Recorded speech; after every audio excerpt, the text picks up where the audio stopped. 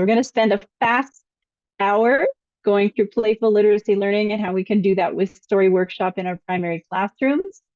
Um, it would be really nice if we were all together in the same place and I would have provocations and loose parts set up. You'd be sitting in tables and groups and you'd get to play and explore and be hands-on. But because we're virtual, we're limited there, so we'll have to use a little bit of our imagination. But feel free to share the resources, loose materials, and parts that you do have. If you want to share, if you have some in your class and you are doing story workshop, feel free to share some of your favorite loose parts and materials and collections that you've got. You can even, if you have photos, you can drop a photo into the chat box. And so we'll do that virtually as well. I'll get you to have a look here, see which animal, how do you feel on a scale of 1 to 9? Which little critter do you relate to the most? If you can put the number into the chat box. And Calico, I'll have you keep an eye on that. Just before we started, Calico and I were joking. It's like, do you feel more like a 4 or a 7 today? Although the sun's shining, so that always helps. Oh, I see a couple 4s and 7s. A 5.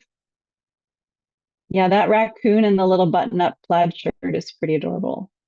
Looks pretty spry too. Do we have a trending number, Calico, that you can see?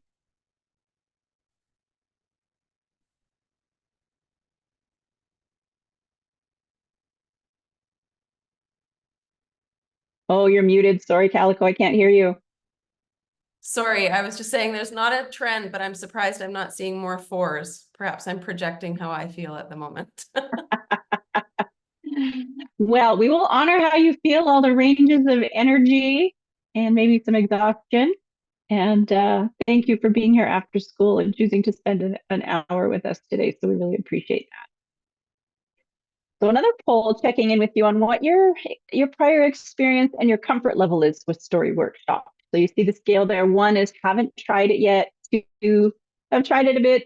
3, feel pretty comfortable. 4, feel very comfortable. So again, if you can put the corresponding number in the chat box, that also gives us a sense of everybody's familiarity and comfort. And if there's anyone feeling very comfortable, oh, Marie, yeah, I could just pass it over to you if you want to present and I can learn from you too. Looks like So 2. thank you. Okay, lots of people have tried it a bit. Yeah. A lot of the images here in the presentation today are from Susan Harris McKay's fabulous book, which is sourced at the back. They're just gorgeous, gorgeous photos. And I found them as I built the workshop very inspiring to see what you can do in terms of creativity and play and story with such a range of materials, natural and sort of school supply materials as well for students. So because we don't have the loose parts to play with together, a lot of what I'll be focusing on are some of the routines and the structures and the flow, the 5 elements that make up Story Workshop, and some guides and suggestions, questions, guidelines that you can use at each step of the way, and some questions and considerations for you to think about based on what feels important and worthwhile for you to be focusing on and what you think your students might respond well to and interact well with this year.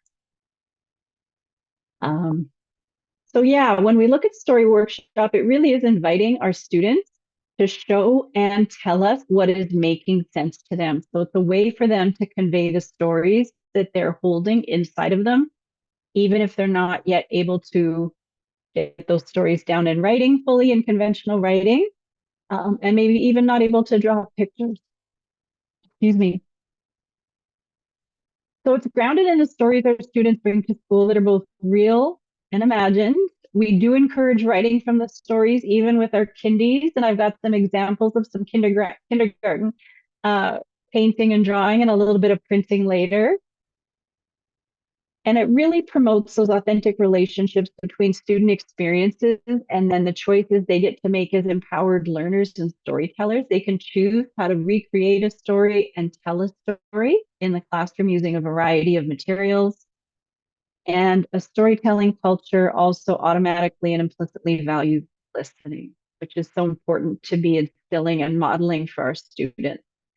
So the reciprocity of reading and writing is there. And then we're also centering that stories really help us find each other, and writing and story can be a powerful tool for connection among our students and us as the teacher and the educators in the room, and also with the places that we live and learn in. So here's some quotes for some grade 1 students in Burnaby who have been doing story workshops. So I won't read them at you, but you can see them there, some of their creations on the right.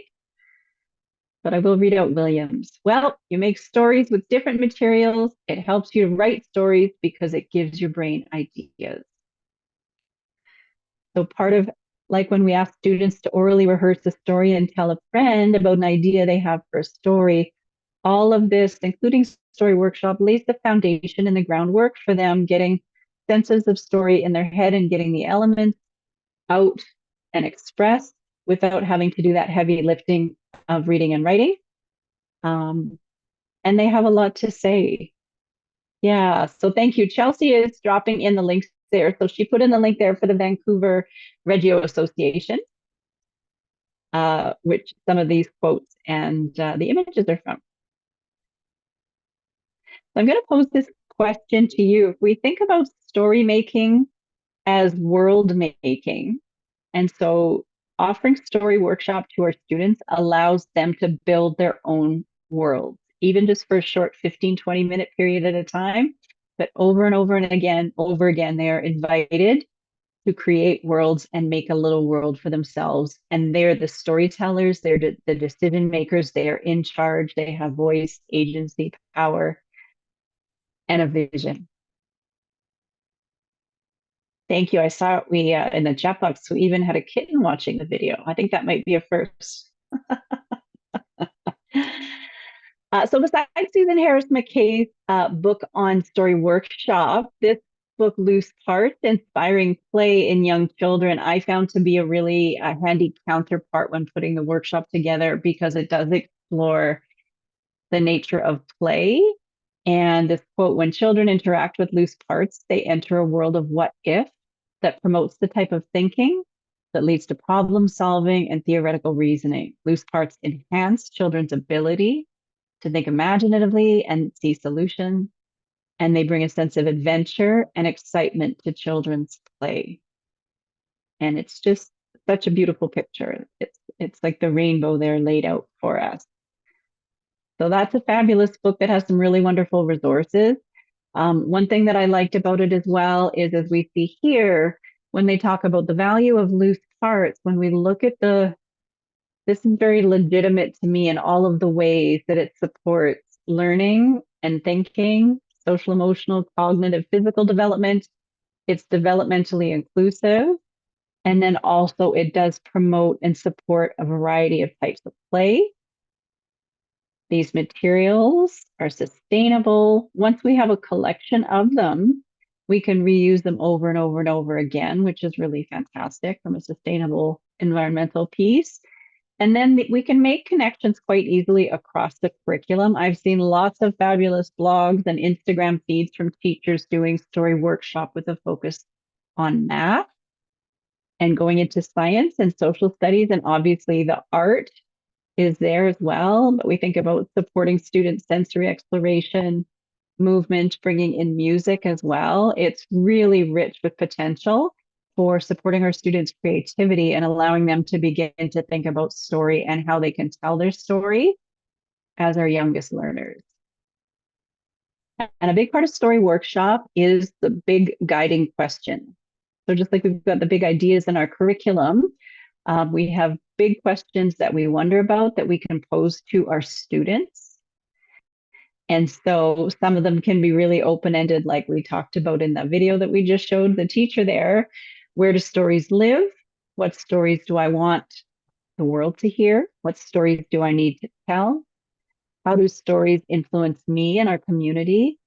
And how do my stories become part of my community? And how do the stories of others in my community become a part of me? So some really big, open-ended, guiding, overarching questions there. And then we can get more specific on any given day with an invitation and a question based on a mentor text that we've just read aloud, or a theme or a unit that we're studying, or what's happening in the weather with the seasons, and really have it be organic in what is guiding us.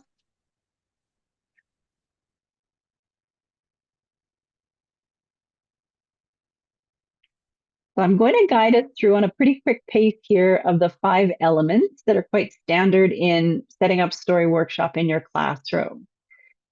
So first of all, there's the preparation.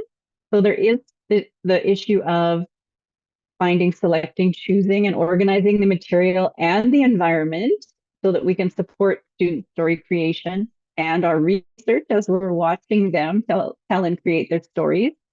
And then the provocation is that whole class, it's a lesson, we're on the carpet together, we're talking about it, we are introducing a concept or an idea or a question or a mentor text that hopefully we have a good sense will engage them, pique their curiosity, and sustain and extend their interest as they have a story workshop session with the materials.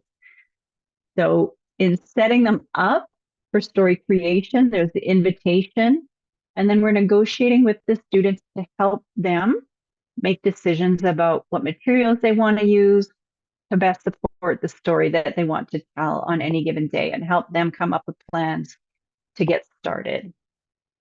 So the bulk of the time goes to story creation. So the kids are using arts, play, materials, they're making meaning, they're imagining, they're creating, sharing stories. It's very social. Often they're at tables of 4, sharing a set of materials. And there's a lot of conversation where they're sharing their stories with each other as they are creating them, which is really helpful and powerful learning for them. And at the end of this story workshop session, just like we would bring together after any type of writing workshop or reading workshop, we can come together with the students, build community, share, and celebrate the stories that were created during the session, and have students invite them to reflect and share, not just on the story that created in terms of telling us about it, but maybe some decisions that they made about their process and how they chose certain materials. And if it makes connections, if they're making connections to each other's stories as well, and building that sense of community quite explicitly for them. And when we look at preparation, there's a setting our intentions and deciding how we want to document. So photos are great, just with our smartphones, taking pictures of the story workshop creations, because they are by nature temporary and they need to be taken apart and dismantled and everything put back together. So for us to be able to take photos of them is a really wonderful way to document what students have done. Also, if you have any kind of audio recording device or gadget in your room, students can record themselves telling a story about what they created. And we can scribe those later if we wanted to type them, but they can just be audio recordings as well. So we have an archive and documentation. Then we also want to think about the physical space. And just like the teacher in the video said, she doesn't necessarily want to put everything out because it can be overwhelming. So sometimes, depending on what the invitation is and the provocation and the question, that will determine which and how many materials get set out and how you do it, and whether you have a certain, a forest center at one table and an ocean at another, and building at another table, and students can choose that way. There are some classes where they have bins or shelves or baskets of materials off to the side, and children have very small little baskets, and they think about the story they want to tell. They decide what materials will help them tell the story, and then they go on what the teacher calls a little shopping trip. So they go around and they collect some of the loose parts from the various bigger baskets and bins, and then they come back and get to work making their story creation. Even with our youngest learners, there is that writing workshop connection. So we can go from creating a storyboard, sharing and talking about it, moving to getting it on paper. So it might be a graphic organizer. It might be who are your characters, your setting. Is there a problem and a solution? And we can provide some of these things here for the students as well. Interesting paper, staples, clipboards, alphabet charts, personal dictionaries. Whatever you feel is appropriate and the right level to support your students in transitioning from the story as objects and materials, getting it into writing for whatever their ability is. And so here's an example. Let me go back here. There we go. So the provocation is our invitation to children to play with their ideas. So we can put a question out or propose something to them. This is like our mini lesson where we're setting the stage for them. And so how Susan Harris McKay talks about it, it's like a game of ball toss between the teacher and the children. So I have an idea. I'm wondering about what's happening in our forest this winter. I'm noticing some changes in the trees and in the ground based on the weather. And so I might raise up a question about that or an observation and share it with them. That's my ball toss to them. And then there's a back and forth conversation that happens. And so it's not just one toss of the ball to the kids and then they're off with it. The conversation goes back and forth, and it goes back and forth as they are making their story workshop creations as well. So we're checking in with them, getting us to tell us more about what it is that they're thinking, what's happening in their story, and getting some more information from them to nudge them along and guide them as they're making decisions and making sure they have the support they need and they're using their time well in their space and they have what they need to create a successful story. So some of the questions that we can use, here's a really nice, and this is from Opal School. They have a collection of maybe 12 or 14 PDFs that I found really helpful that I would have been using for sure in the classroom, for guides that you can use if you are interested in looking for more hands-on lists and strategies. So I extracted this from one of theirs. So in terms of open-ended questions, where we can use the same sentence or question stem and then change up how we fill in the blanks based on what we're working on and what our focus is. So, for example, how can you use watercolor to imagine where stories come from? What stories can you find in this material that we're using today?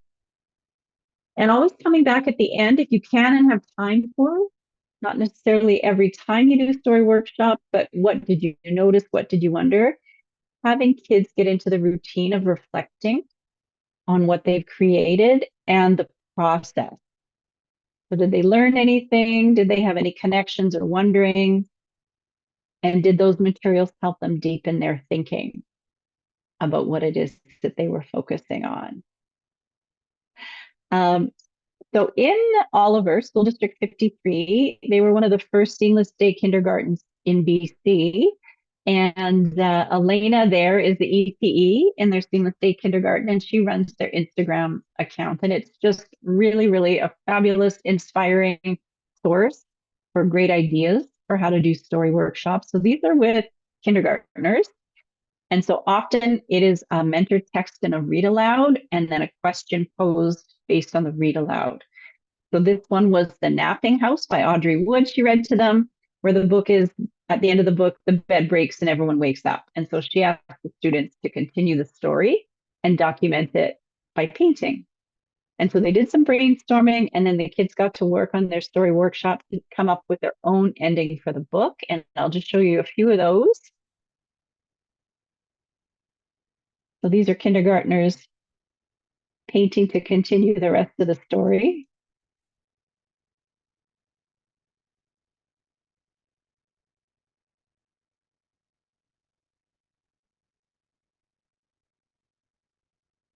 Those are really lovely and detailed pictures.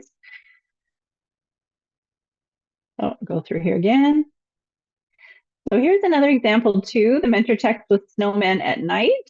So basically the students are having to think about, what if you had a snowman, what do they do at night when you and your family are sleeping? So the invitation was to build a story to tell that about the snowman with the various materials that were available that they could choose. And then the documentation piece, because that will get cleaned up and put away and it's not permanent, can you draw a picture to tell the same story that you made with the loose part?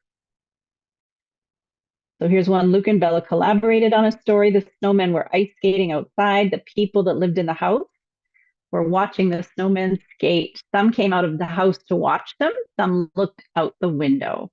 So you can see at the bottom there that was the story workshop materials that they used with a little snowman figurine on a mirror. And then nearby is everything else happening. And then they've recreated those with drawings, which are quite similar to the story workshop board. And the snowman went swimming with the fish. Sorry, the fish were swimming towards him. The fish love him. The snowman felt happy because the fish were loving him. So you can see that's what Mackenzie created on the left. And then there's Mackenzie drawing an artwork on the right. So really lovely, beautiful, and accurate documentation. So if you are on Instagram, you can search for Seamless Day Kindy and find them there and look back through previous posts for a lot of great ideas and inspiring things to see what kindergartners can do with Story Workshop.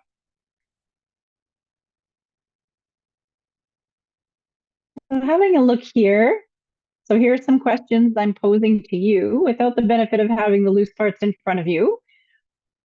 But pick one that resonates and I'll get you to answer in the chat box. So what stories either live in a lake? What stories live in the ocean? What stories might live in a river or stream? Or what stories live in the forest? So which are you most drawn to, and what kind of story do you imagine being told there? So quite a different story would be happening in a forest versus the ocean. So thinking about characters or mood or things happening. So I'll just give you a minute there. You want to share something in the chat box? That would be fabulous.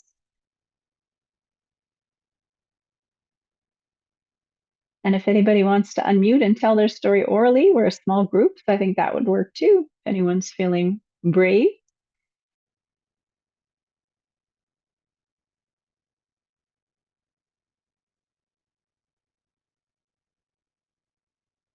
I think I would be picking a forest. Ah, Catherine too. Yes, the animals that you can hear but not see, the ones looking for food and the ones trying not to be eaten. That's well said. Yes. Thanks, Catherine. Calico, how about you? Which setting would you choose for where you would find a story? What would be your first choice out of these? Well, I'm connecting to an experience I just had with a class in a beautiful forest classroom. And there were squirrels that were chattering and running in the background. So I'm making a story in the forest with these cheeky squirrels right away. That one. Yeah. Yeah, I love it. Thank you. I wonder if anyone's thinking about water, lake, ocean, river, or stream. Oh, yeah, Michelle. Yeah, warm and free, mermaids and jellyfish swimming all around. Thank you. I think even without the loose parts and materials on hand, we can use our imagination to conjure up what those feel like in terms of thinking of possibilities for story. Oh, Audra, thank you. Ocean. The day of fishing, lunch at, where did that go? Mittelnat, and the big accident. Oh, Yeah, lives deep that's ominous. in Yeah, the darkness of the ocean. Ooh, I like that one. yes, The shore, the sand, the logs, and the waves. Fairies in the forest. Oh, totally. Yeah. It's all just so beautiful, which is a really nice starting place for story creation, is these beautiful natural settings that we're so lucky to have near us where we live. Thank you to everybody who shared. So moving on through to the invitation and negotiating the work time and kids getting started. Really helpful to give that overview of the materials that are available. As that one teacher said in the video, you might not just put the same things out every time, and the kids might get overexposed if they're seeing everything all the time, and it might be overwhelming for them to choose materials. So depending on what they need, they can choose them, or we can decide what we put out so that it's targeted and specific. We're putting some parameters on it for the students. So we're working alongside our students to make agreements about where each child will get started and how they're going to spend their time. So we're setting them up to be focused and productive and accountable storytellers. and also for them to be successful so that they're not getting to a table and sitting there thinking, oh, I don't have a story idea yet. I don't know what materials to use. So we've talked that through, and that's part of that ball toss going back and forth. So we are having the chance to check in individually with our students, just like we would with readers or writers workshop, where we're moving from the carpet to working. And we're doing quite a quick check-in going around with the students checking in. Do you know what you're working on? Do you have what you need? Tell me a little bit about it. Okay, off you go. And if that takes 2 or 3 minutes to set up, it's worth it, because then that 15, 20 minutes, however long you're spending with the kids doing story creation, they've got the boost and that scaffolding to help them get started quite quickly without having to think about everything, because we've guided them through those initial decisions about what they're making and what tools they're using. So again, a really nice, easy transition to writing workshop. It's that same model as well. Just like they were going to start writing a story in pencil paper, we're checking in with them. What's your intention? What are you going to do? And what do you need? Here's another video from a kindergarten class. I believe this is a kindergarten class in BC. And I thought it was a really lovely overview. It's a little tour around the various tables and setup to show you what materials are on offer at each one and how simple it can be, and the types of questions that are there as invitations. Which materials appealed to you and why? You can share that in the chat box. That would be great. And we included that one because I feel like it does a nice job of showing that it can be very simple and straightforward and not require a lot of unique or specialized or expensive material. That it can be very simple. Blocks, some naturally found objects. Yeah, the empty frame, for sure. Thank you, Catherine. Yeah. So here's some questions that I found really helpful. I know I would be using these as a little bit of a guide as I got started with story workshop with my students. I mostly taught grade 2, 3. But as you can see, it does work well with the younger students if we're making it part of a regular routine with our class. What's your plan? What are you working on? So you see the support and the guidance and the nurturing, but also a little bit of, I'm going to help you think and plan and organize to set you up for success, but also you're going to start getting in that mindset that part of your routine for when you come to story workshop is you have some of these questions that you've been thinking through over and over. So you're going to start to be more automatic and more skilled and proficient at answering these questions for yourself. So this one I really love. You used blocks yesterday and you got stuck. So what new material might help you get unstuck today? Would you like to start by telling a friend what you've got so far? And as they're working, what are you struggling with? How can I help you? And what will you do if you get stuck? A really empowering question for students. So then the story creation part, just like we would have with a reading workshop or writing workshop, there's a mini lesson. We might have them 7 to 10 minutes on the carpet to introduce a concept or skill or a strategy or a theme using a mentor text, a read aloud or a question. And then we're setting them up to get to work. And the story creation time takes up the bulk of story workshops. So the students are playing with materials. So it's very independent. They're talking with each other as they tell their stories. Maybe there is some writing involved. We're circulating and working with small groups and individuals. They might be exploring patterns, connections, relationships through the arts and play together. And also what it is it's young authors constructing and sharing meaning. They're making sense of their relationships to the world through story.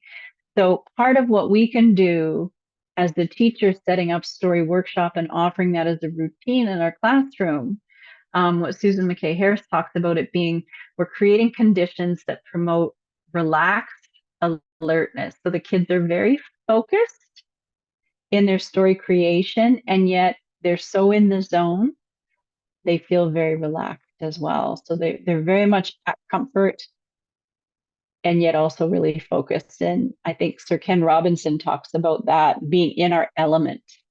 And when we're in our element doing something that has meaning and engagement and enjoyment for us, that we can suddenly time passes and time goes really, really quickly. It's like, oh my goodness, I just spent an hour on this and it feels like 5 minutes. So if there's something that you can think of where you're in your element and in the zone, if you want to share what that activity is in the chat box, that would be nice to see, to get a collection of everybody's things that have you in your element. I'm always very envious and so pleased when people have artsy talent. My artsy talents are limited to, I think, photography I can do pretty well at. And if you've been at one of our workshops before, you've heard me say I love making a playlist, and that my hope for a retirement gig is to be a DJ. So maybe I'll do the old folks home circuit with some music, some playlists. Thank you, Calico. Running, Catherine, creating collage.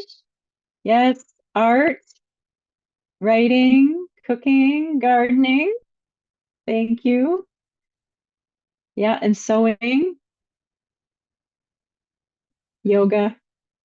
Yes. Yeah. It's interesting. These are all they're very much having us in the moment in our bodies and activities that are also support wellness. So I don't know if that's a coincidence or not. Yeah, gardening for two. I think it's interesting. Teaching is definitely one of those things where I think we feel in our element in terms of that the time goes by really quickly. We're just really immersed in the moment, and there's not really time or brain space available to be thinking or worrying about other things in the outside world. So we really are present and in the zone with our students, which is a wonderful perk of the job, but also a really nice thing to be modeling for our students about being present and mindful and attentive and creating those safe spaces for them so they feel free to take these risks and try new adventures with their story creation. So here's an example. Again, this is from the Vancouver Reggio Association. So one of the teachers did a blog there about story workshop in the grade 1 class.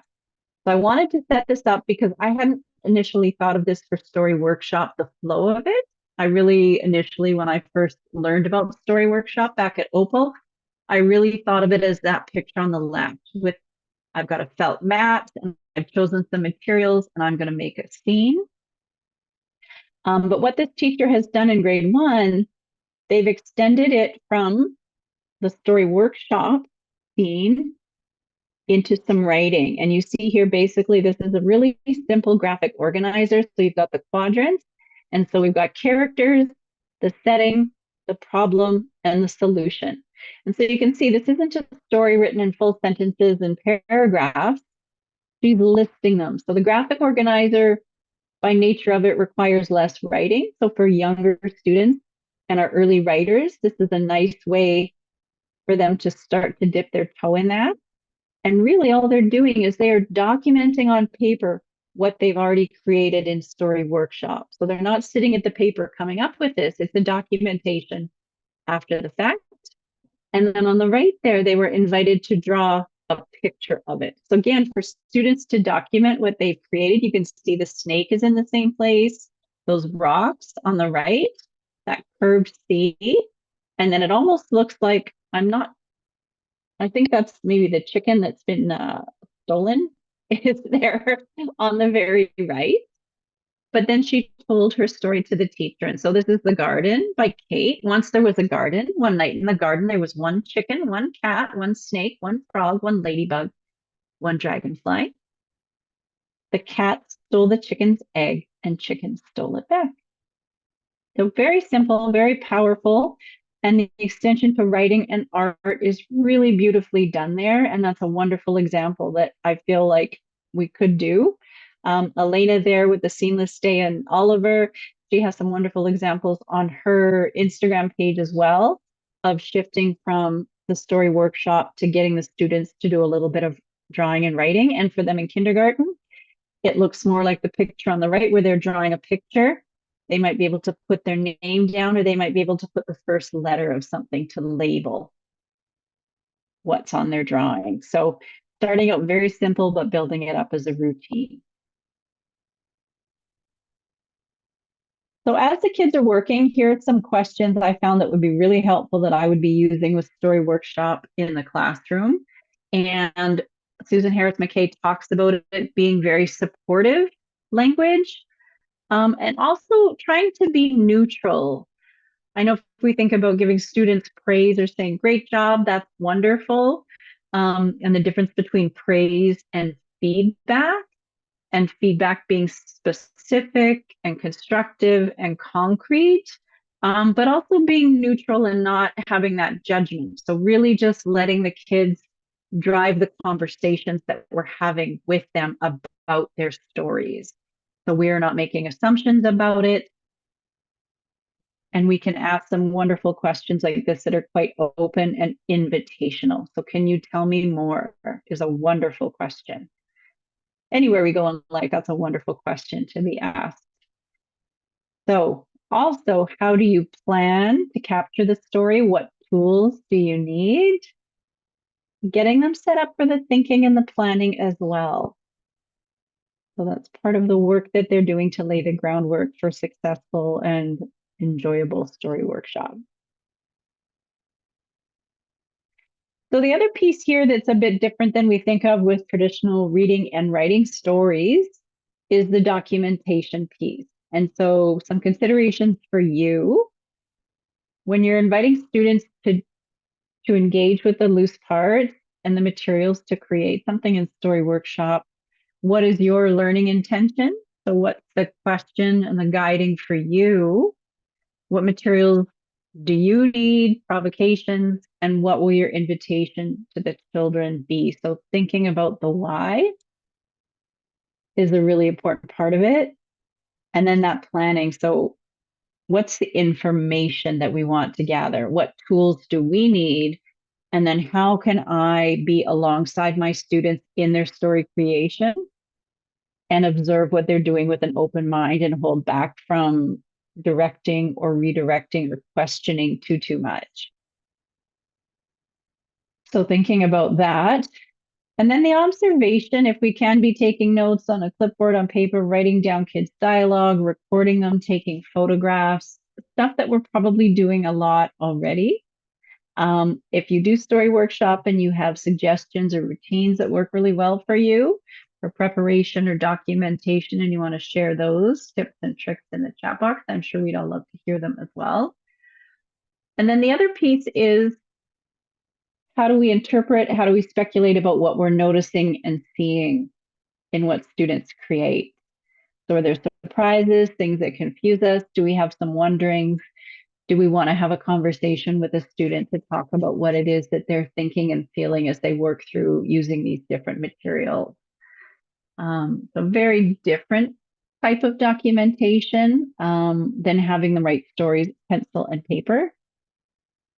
But I don't think it's harder work, or it's just different work, and it's a different way of relating and a different type of cycle using different tools. But if we think about the benefits and the freedom and the joy and the play and the creativity, the empowerment, the agency that our students can feel having Story Workshop be one of those routines they're invited and called into on a regular basis, we can see how immersed they are, that being in their element.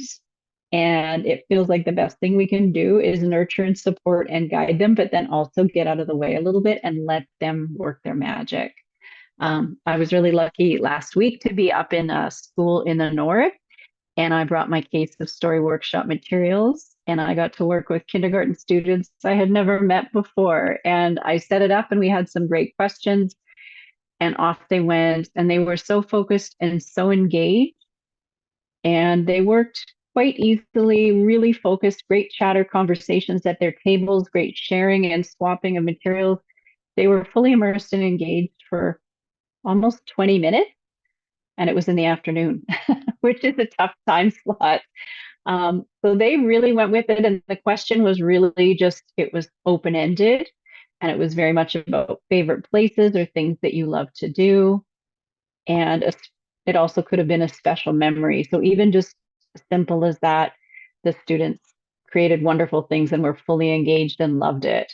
And then they also were really, really keen and engaged with helping with the cleanup. And all the colored stones have to stay together and all the wooden pieces have to stay together and we can't mix them up. And they appreciated and understood the value of how much care had to be taken with the materials because they knew that I was going to be taking them to another district and another school and working with students elsewhere. And they didn't want the kids in another school district to miss out on even one glass stone or one purple foil mat that they could use to do a beautiful setting for mermaids or whatever it was they were inspired to do. So it's always really good to think about what works for you, what works for you for documentation of other types of learning happening in your classroom, and go with what works for you. If it makes sense and works for you, it's a win, I would say. So in the last part of story workshop is that story sharing. So it really is a whole class connection, celebration, and focus on the work and the stories that were created during that story creation time. So part of what we can do there as the teacher is being that guide on the side. We're helping guide the conversation and students' attention and noticing and how they're listening and the connections that they're making with whoever's story is being shared.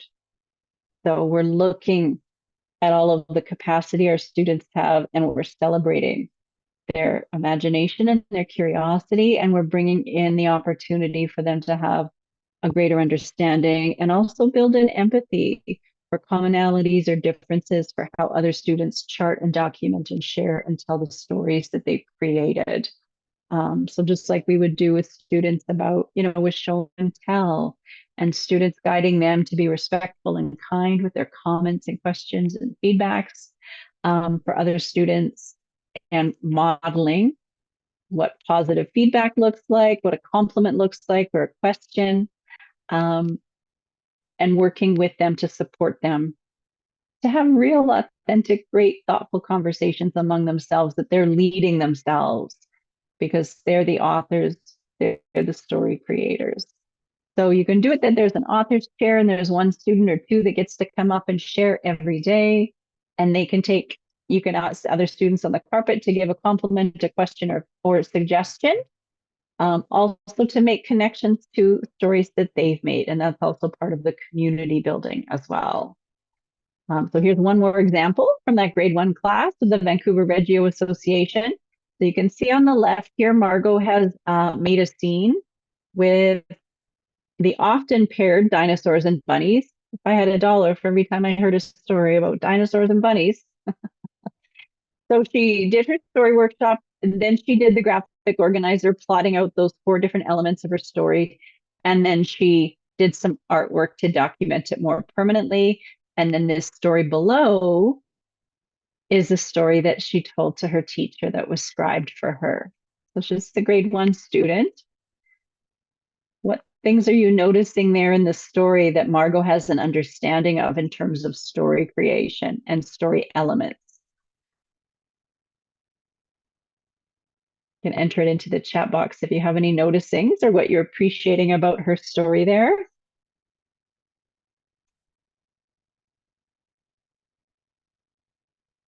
I even just left her beginning of one beautiful sunny morning. And you think, how many stories has she read or been read to with a strong beginning setting the scene?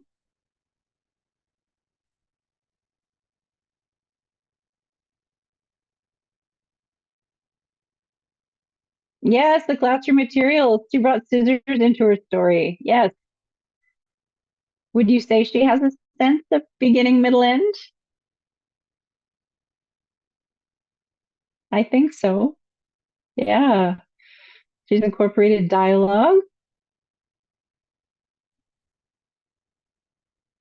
Yeah, problem and solution. Yeah. So this grade 1 student is off to a good start here. And this all came out of her story workshop and a story she created there.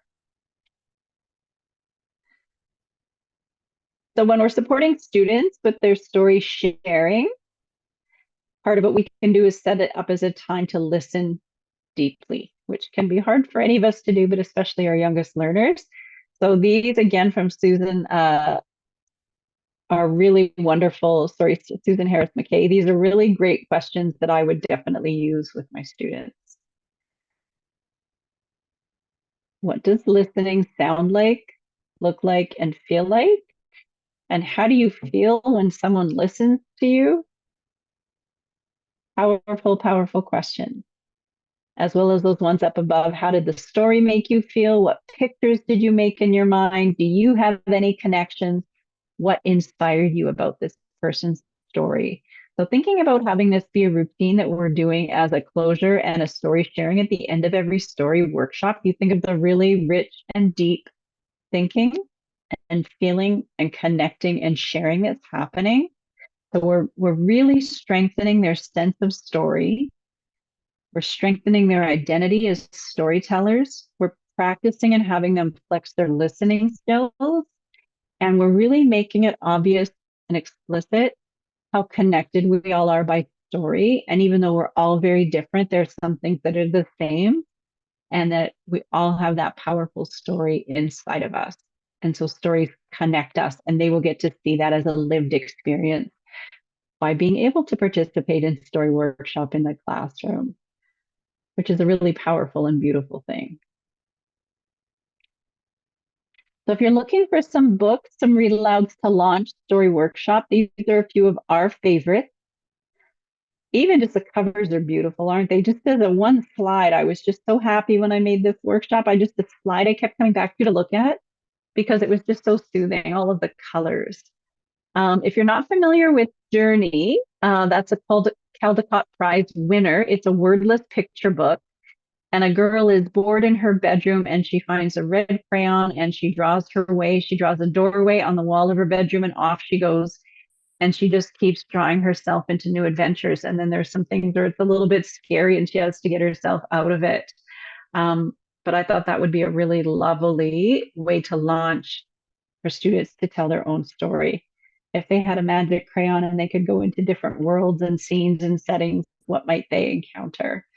So lots of choices there. There's a ton of them. It's one of those things you can, yes, Harold and the Purple Crayon. Oh my gosh, you could draw anything. You think about painting, having pastels, markers, having kids do that. Beautiful, beautiful, beautiful. The rock and leaf stories, if you bring in, if you certain time of year, not right now for most of us, but leaves and rocks, bringing them in and using them with our loose parts, lovely as well. This one comes out of Delta.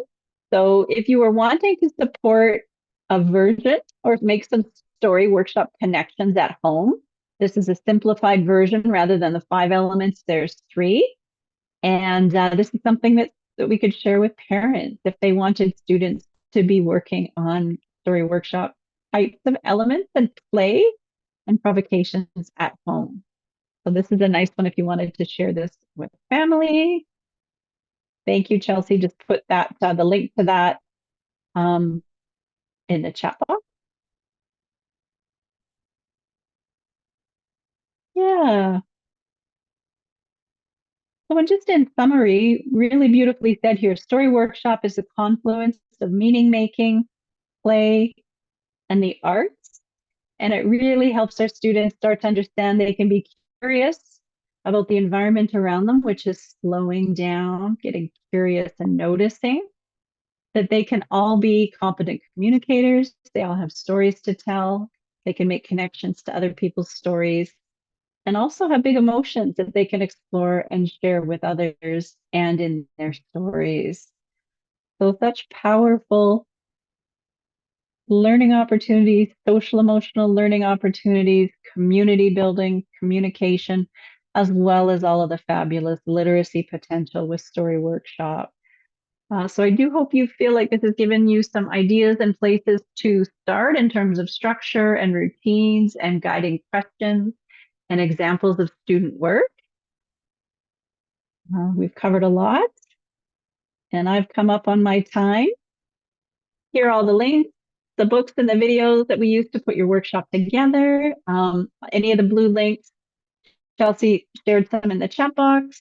Lots of them are on your workshop page where you got the handout. I hope you found it a good use of your time and enjoyed it. These hours always go by so fast. Thank you for being here and for sharing. We've got another couple of workshops coming up the following 2 Wednesdays, so we hope to see you back again another time soon. If you try things and you share, we'd love to see pictures. Here's my contact info. Send me an email with story, picture, any questions or wonderings you've got. I'd love to hear from you and continue the conversation. So thank you.